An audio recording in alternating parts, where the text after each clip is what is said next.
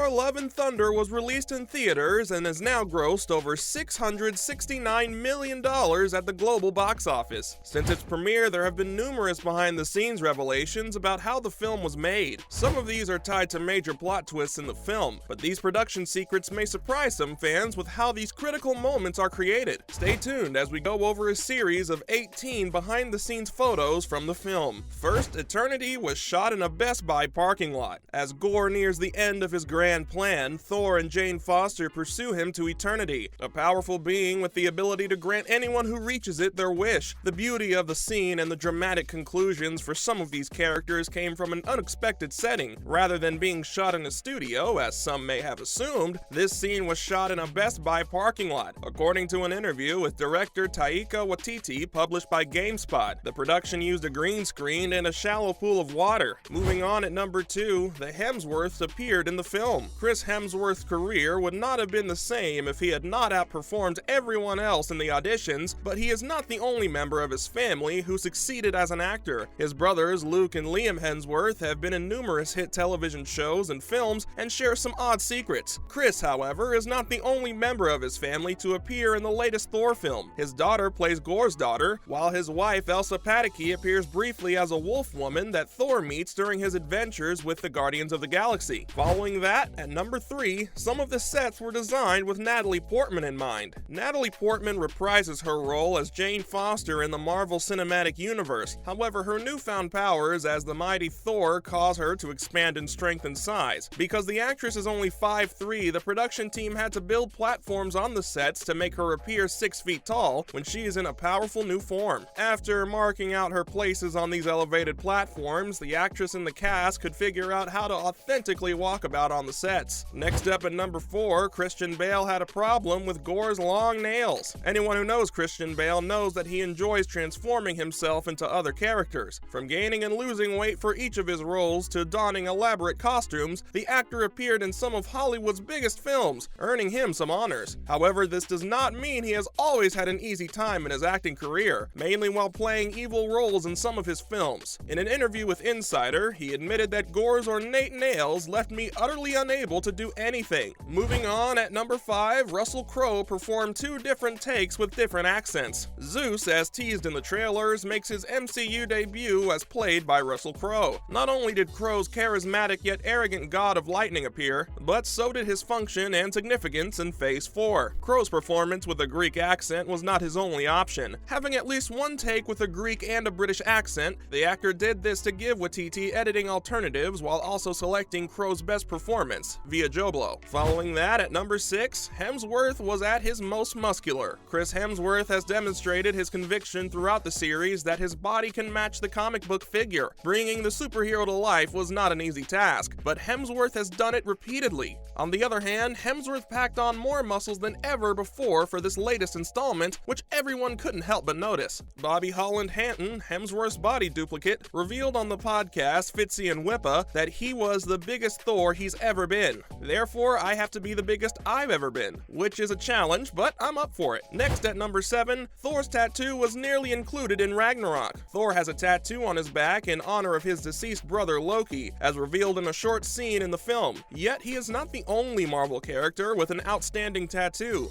The decision to make the tattoo so large was made by Kevin Feige, who wanted it to be 5 times larger than what Taika Waititi had initially planned, according to an insider interview. However, this was intended to be a joke in Thor Ragnarok, which was tragically removed from the film. According to Waititi, Thor was meant to tell the reunited Loki, "I mourned you. Look, even got this idiotic tattoo." Thor pulls his sleeve to reveal a tattoo that reads "R.I.P. Loki." Moving on at number 8, Chris Pratt enjoyed collaborating with Chris Hemsworth. The Guardians of the Galaxy make their cinematic comeback to the MCU after the events of Avengers Endgame, and seeing Thor partner up with them and Korg was a fantastic way to begin the film. Although viewers have a favorite actor whose first name is Chris, the 2 actors hit it off on set. In an interview with SFX magazine, Chris Pratt stated, "He's the sweetest guy ever. Super funny. He works quite hard. It was fantastic. Fans can hope to see Thor and Star-Lord team up again soon." Following that at number 9, Gore's appearance changed due to his resemblance to Voldemort. Thor comic book fans may have been surprised when the first photos of Christian Bale as Gore were published. Fans would have to wait to see how well the character translated translated into the film based on several visual features and the symbiote element of his sword. According to Waititi, as he noticed in Screen Rant, the character's appearance changed from the comics for an excellent reason. His face in the comics sadly does kind of resemble Voldemort. As a result, his appearance in the film was altered to avoid a similarity between the two literary antagonists. Next up, at number 10,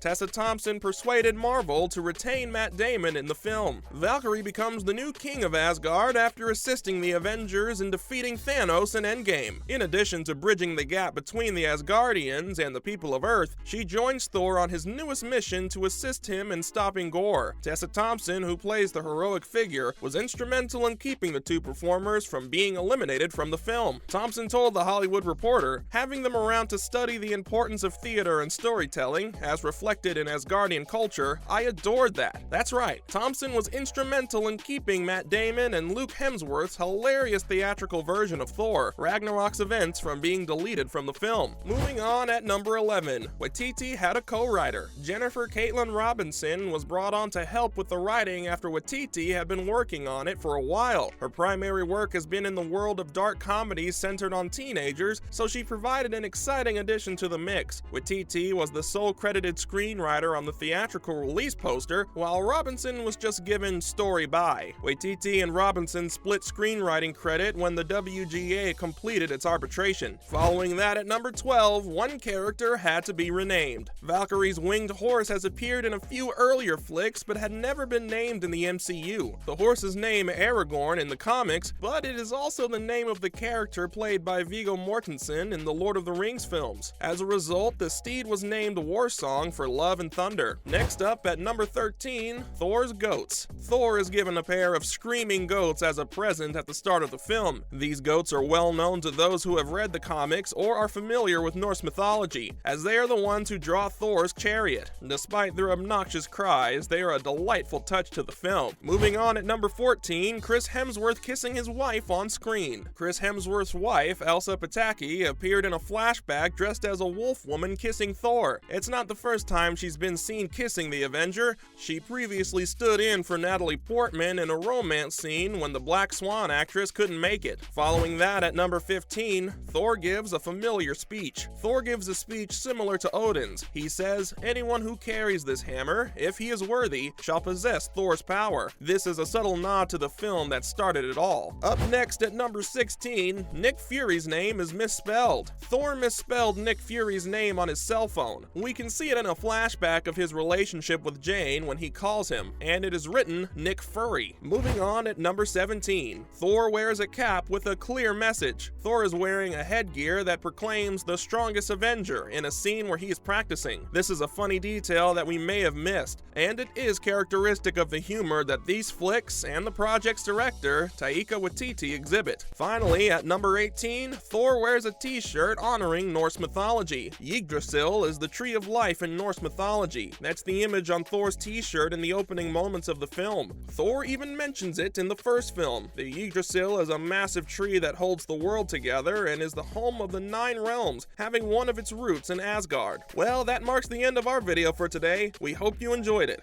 On your way out, make sure to hit that subscribe button for more content like this in the future. Thanks for watching.